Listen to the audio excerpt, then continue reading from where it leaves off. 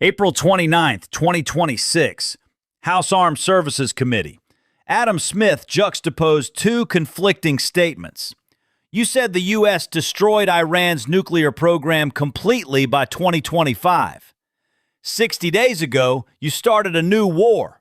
The justification? Iran's nuclear program poses an imminent threat. How can these two be true at the same time? Hegseth. The facilities were bombed and destroyed, but Iran's ambitions continued, and they built a conventional shield. Smith. Iran's nuclear program is exactly where it was before this war started. Nothing has changed. And from this moment on, the trial turned into an inquiry into a war that cost $25 billion and achieved none of its strategic objectives. If you watch this video until the end, you will understand what Smith documented. Adam Smith, representative of Washington's 9th District, senior minority member of the House Armed Services Committee. And April 29th was the first opportunity for Congress to question Hegseth directly and publicly since the Iran war began. Time magazine described the session as a direct, uninterrupted questioning of Hegseth by Democrats about why they misled him on the Iran war. Hegseth said in his opening remarks, "The greatest challenge and the biggest adversary we face right now, including some Republicans, are the reckless, spineless, and defeatist words of Democrats in Congress." And Smith began by directly questioning this framework. $25 billion, first public disclosure. A key moment in this hearing was related to the cost. Hegseth shared a figure with the public for the first time that the Pentagon had not officially disclosed until that day. The cost of the war so far is $25 billion. According to Al Jazeera's report, this statement was the first official assessment made before Congress. Moreover, all of this was happening during an extremely critical hearing, where a budget request of approximately $1.5 trillion was also on the table in the same session. And Smith juxtaposed this figure with strategic outcomes. Conflicting nuclear threat argument. Smith's sharpest moment was when he juxtaposed two statements. Al Jazeera reported that Smith said, "You said we had to start the war 60 days ago because the nuclear weapon was a near threat. Now you say it was completely destroyed in the 2025 attacks. Both of these cannot be true." Hegseth. The facilities were bombed and destroyed, but Iran's ambitions continued, and they built a conventional shield. Smith. Iran's nuclear program is exactly where it was before this war started. This contradiction became one of the most reported moments of the trial, because if the justification for the war was the nuclear threat, the claim that the 2025 operation had eliminated this threat made the war unnecessary.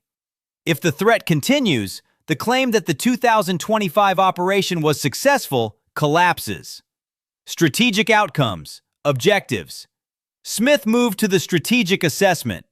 According to the Washington Post, Smith questioned the strategic outcome of the operation by stating, "Iran's nuclear program is still where it was before the war started. They haven't lost their ballistic missile capabilities, and they still have the power to close the Strait of Hormuz." And then added, "Impressive things may have been done at the tactical level, but our goal is not just short-term military superiority.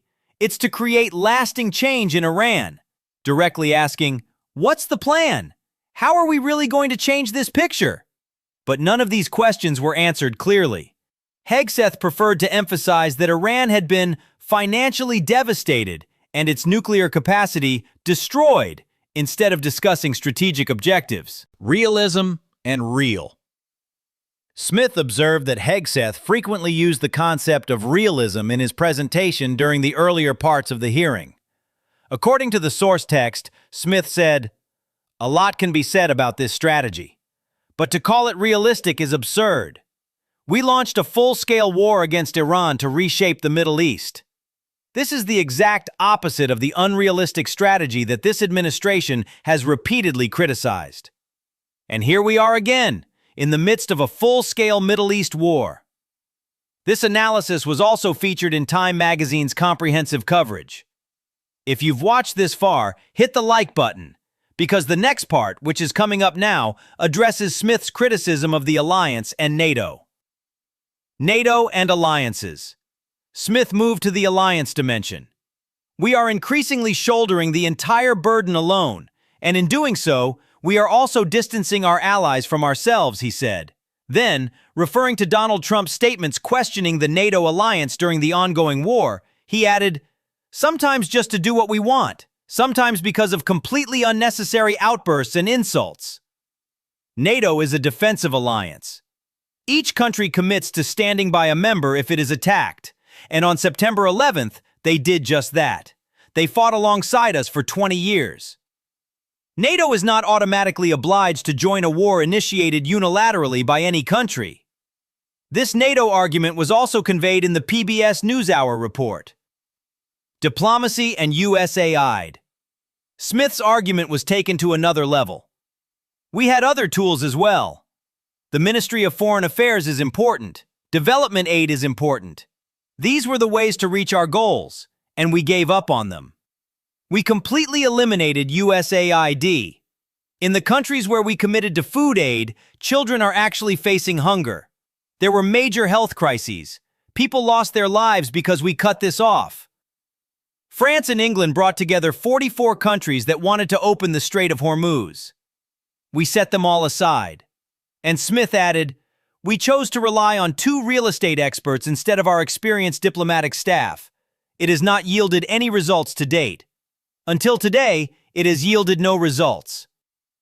Cover-up of girls' school bombing.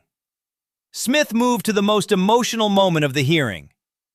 There is no longer any uncertainty regarding the girls' school that was hit in the early days of this war, he said, adding, "We made a mistake.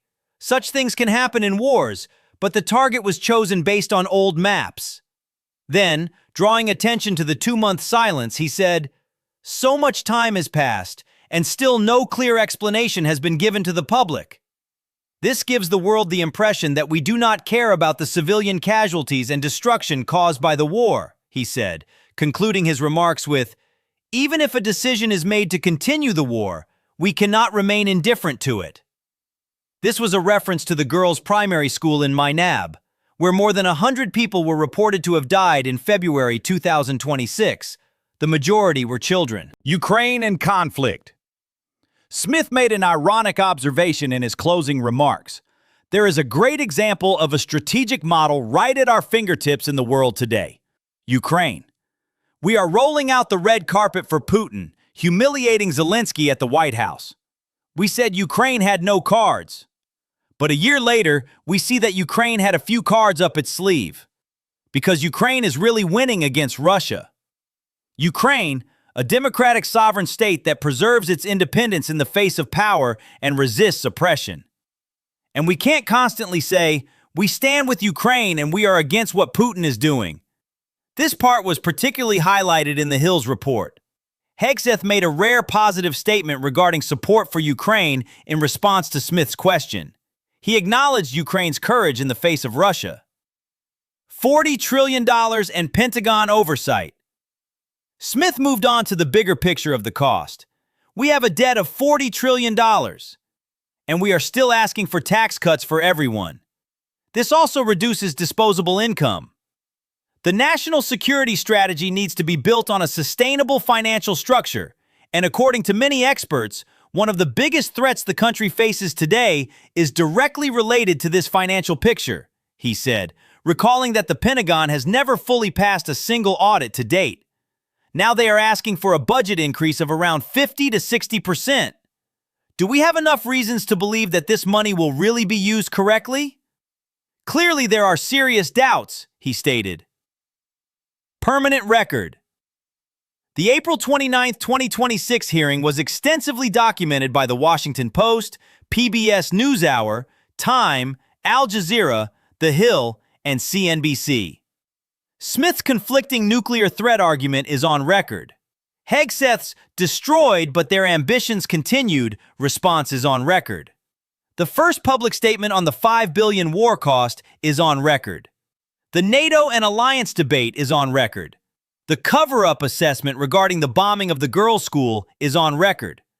The contradiction of the Ukraine-Iran war is on record. Result: what's the strategy? Smith asked a single question in various ways that morning. What is the strategy? 13 U.S. soldiers lost their lives. $25 billion were spent. Hormuz is still closed. Nuclear material is still in Iran. The regime is still in place. Hegseth answered each of these, but he didn't give a concrete answer on the strategic picture. The phrase, "an extraordinary success tactically," did not answer Smith's question. And that lack of an answer is part of the permanent record of the hearing.